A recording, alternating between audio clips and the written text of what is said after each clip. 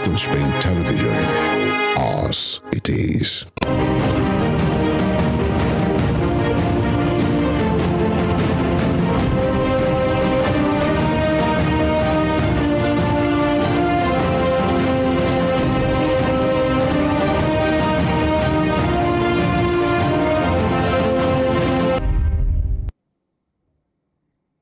Here are the top stories of the news. Rivers State Governor Nyesom Wike has backed the suspension of the PDP National Chairman Iyorchia Ayu. Gunmen have reportedly killed 3 personnel of the Nigeria Security and Civil Defense Corps in Imo State. On the foreign scene, Israeli Prime Minister delays a speech as opposition against planned judiciary reform grows. Good afternoon and welcome to Spring News at 12 on Western Spring Television. My name is Damilola Raphael. We begin with politics. Rivers State Governor Nyesom Wike has backed the suspension of the national chairman of the People's Democratic Party, PDP, Iyorchia Ayu. The executive committee of the PDP in the Yorov ward of Boko local government area of Benue State suspended Mr. Ayu yesterday after passing a vote of no confidence on him for anti-party activities. Speaking on the issue this morning, Governor Wike in a news chat said he fully supports the move because Ayu played a major role in the colossal failure of the party in the 2023 general elections.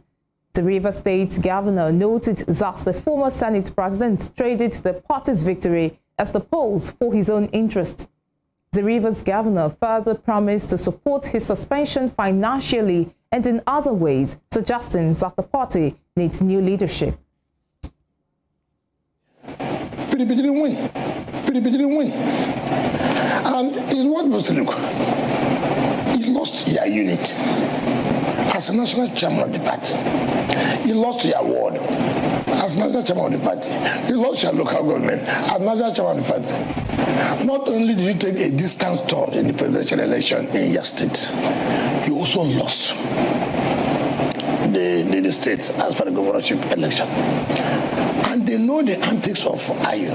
You know, if you know Ayu very well, he has told us before now that he is very close to the president-elect, Benaswaji Bola Tinubu. He also claims that he is very close to the presidential candidate of PDP. So whoever that emerges, whoever that wins, he has nothing to lose. He said that? Yes. Let him challenge me that he never said so. Is it wrong to be close to both of them? No, that's not what the point I'm making. The point is that who is that attached to? If this person wins, it's okay. If this person wins, it's okay. How can such person be the leader of the party? Are you behind the suspension? I'm in support of the suspension. In fact, if Ayu had left before now, they would have said he left and that was why PDP failed the election. But thank God, he presided over the colossal failure of the party. And so staying there doesn't make sense again. You have to look for a way how the party can be rebuilt. And that is the truth of the matter. The question. In the meantime, the Independent National Electoral Commission INEC has budgeted over 3 billion naira to defend the results of the February 25 presidential and National Assembly election and the March 18 governorship and state assembly election and polls. Several candidates who lost in the elections have filed petitions at the presidential and state election petition tribunals to challenge the outcome of the polls, with over 100 election petitions filed by aggrieved candidates. INEC and its election project plan for the 2023 election earmarked 3 billion naira for the prosecution of election-related cases. The document, which was obtained yesterday, reads in part, litigation and prosecution 2.1 billion naira for 2022 and 3.08 billion naira for 2023. Bringing the total to over 5.1 billion naira. The INEC election project plan also showed that the electoral umpire budgeted 886.2 million naira for legal drafting and clearance in 2022 and 2023.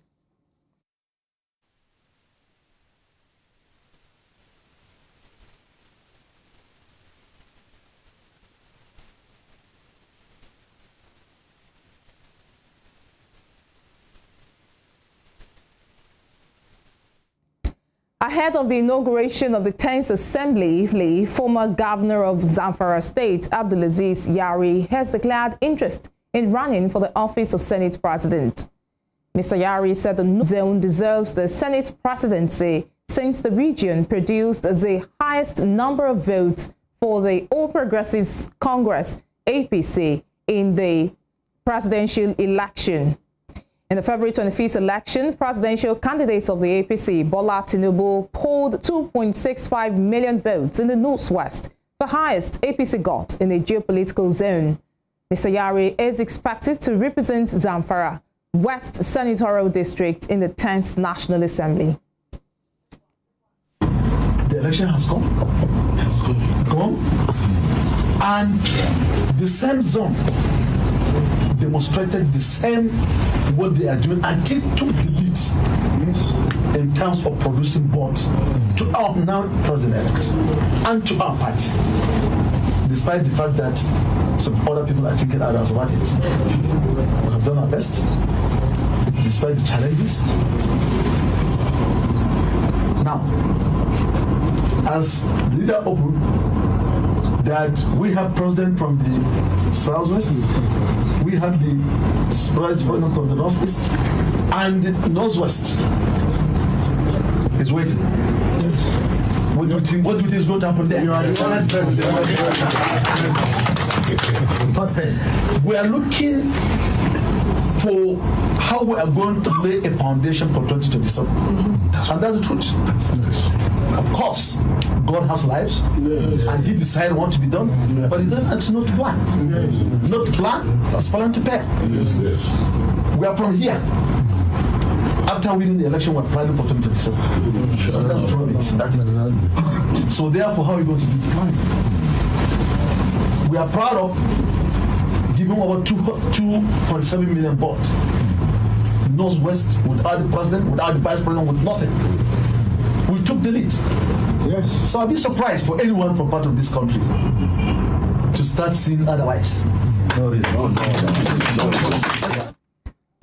To security matters, yet to be identified gunmen have killed 3 personnel of the Nigeria Security and Civil Defense Corps in Imo State. The incident, which happened at Ekeisu Market in Obiango community in the Ngokpala local government area of the state, has thrown the community into panic. A community source who spoke on condition of anonymity told newsmen that the slain corps were attacked early this morning.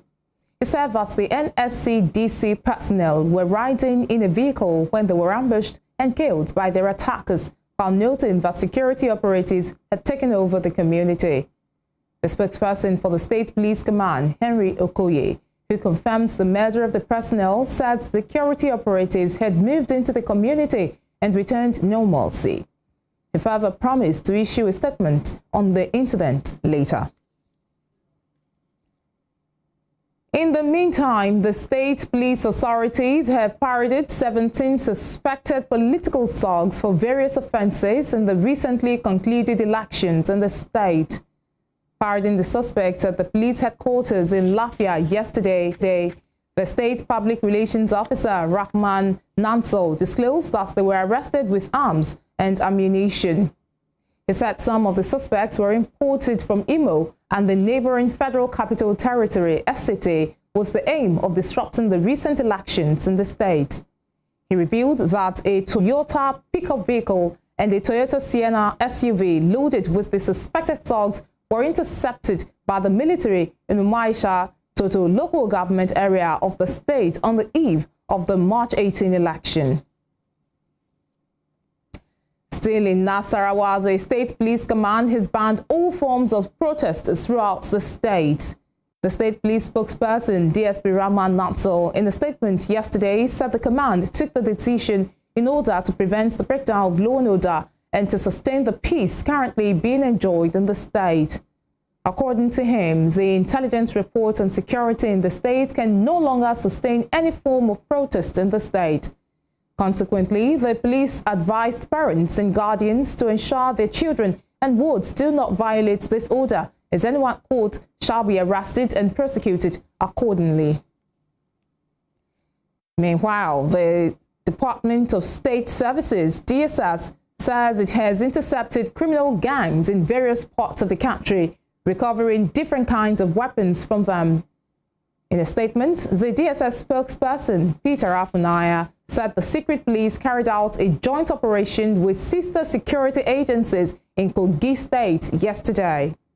Mr. Afunaya revealed that the security team intercepted a 6-man criminal gang at Gegubeki along the Lokoja-Abuja road during the operation.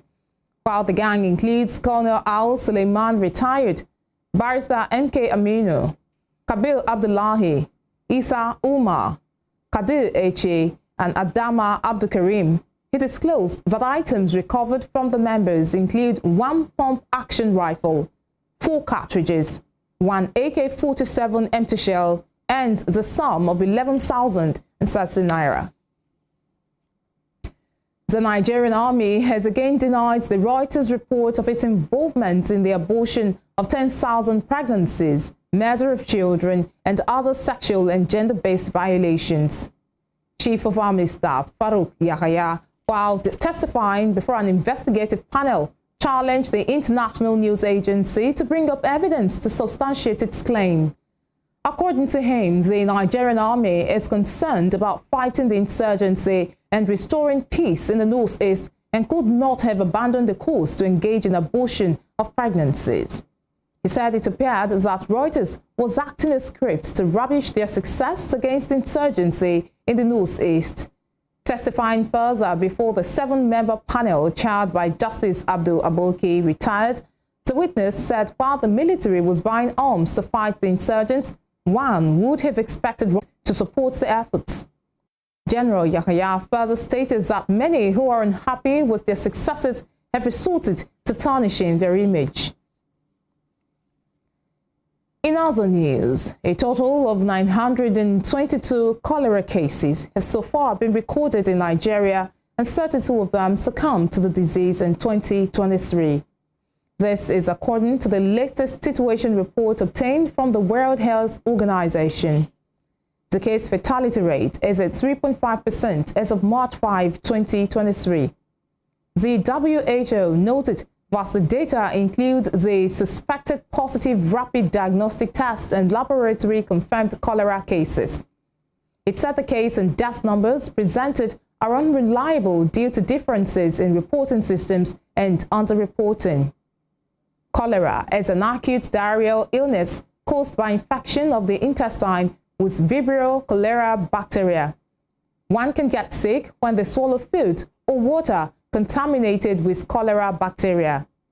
The infection is often mild or without symptoms, but can sometimes be severe and life-threatening. You're watching Spring News at 12 on Western Spring Television. We will be right back after this break.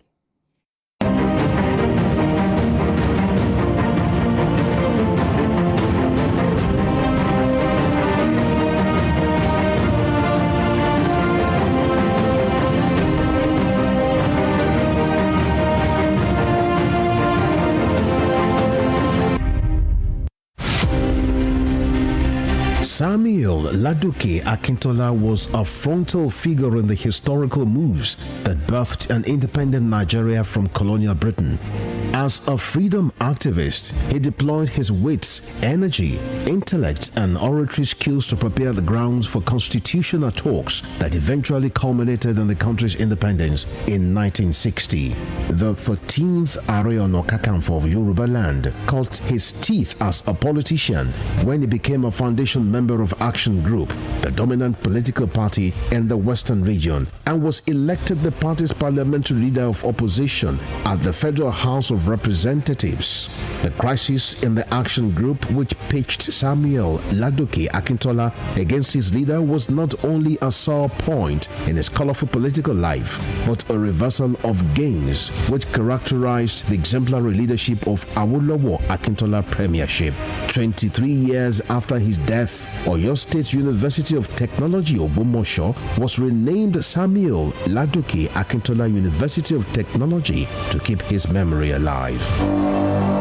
Western Spring Television identifies Samuel Ladoke Akintola as a major character in history.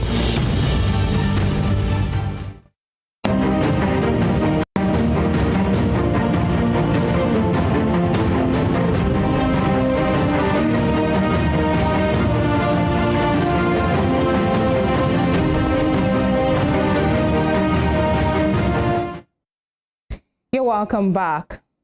The entire workforce of the Osun State civil servants trooped out in their large numbers this morning to welcome the state governor, Senator Ademola Adeleke, on his victory at the Court of Appeal, Abuja, on Friday.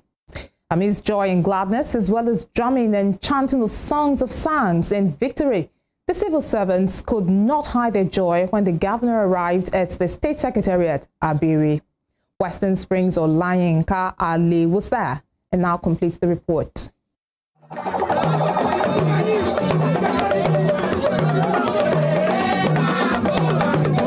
This morning, the entire workforce of the Osun State civil servant trooped out in large numbers amidst joy and gladness to welcome the state governor, Senator Ademola Adeleke, on his victory at the Court of Appeal, Abuja, on Friday. Amidst drumming and chanting songs of thanks and victory, the civil servant could not hide their joy when the governor arrived at the state secretariat at Abiri. The governor, Senator Ademola Adeleke, expressed his appreciation to the civil servant and all the good people of Osun State, while also assuring them of good governance and dividend of democracy.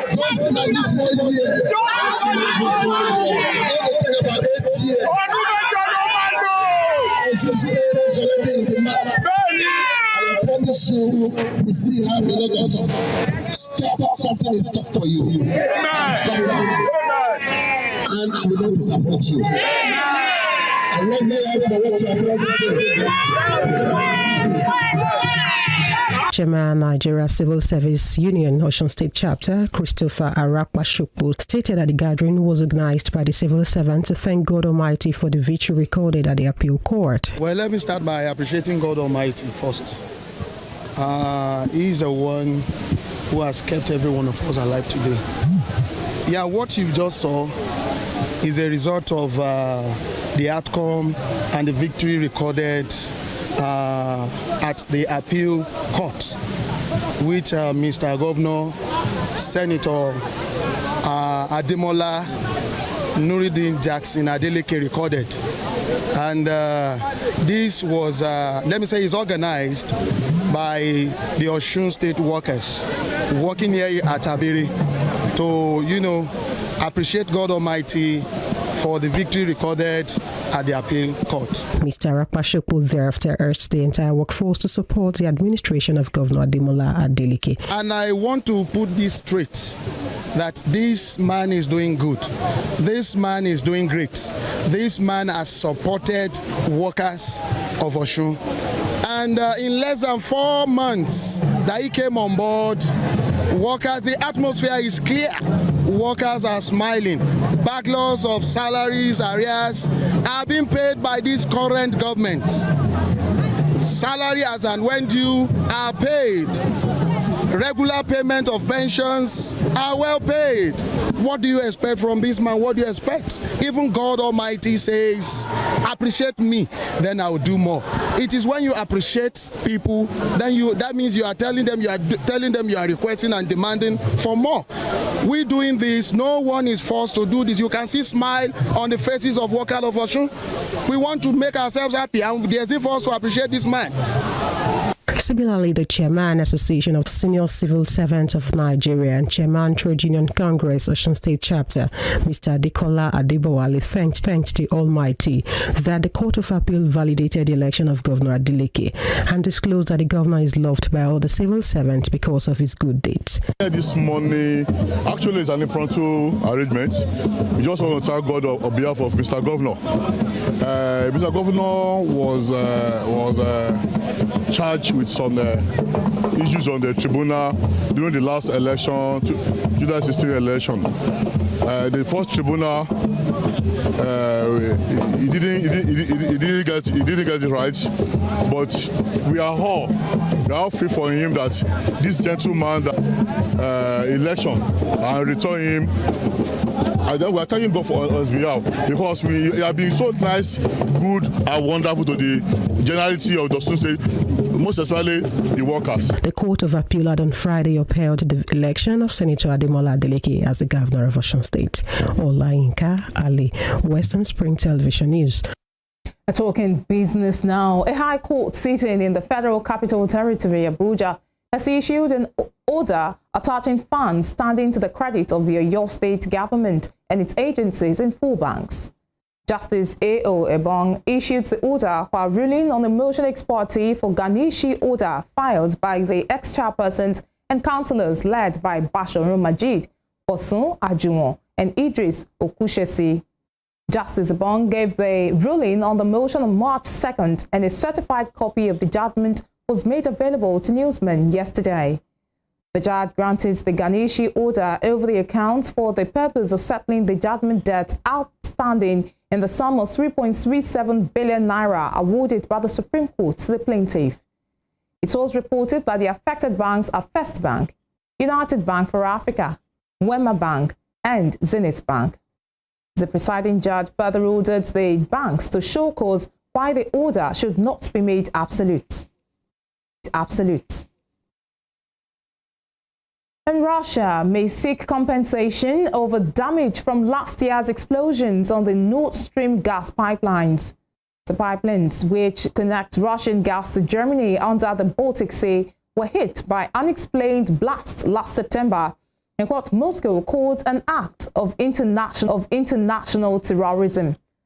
The head of Russia's Foreign Ministry Department for Economic Cooperation, Dmitry Bereshevsky, made this known in an interview, noting that Moscow will not rule out raising the issue of compensation for damage as a result of the explosion. The Russian diplomat added that Western countries were opposing a Russia-prepared draft UN Security Council resolution urging an independent international investigation of the Nord Stream blasts.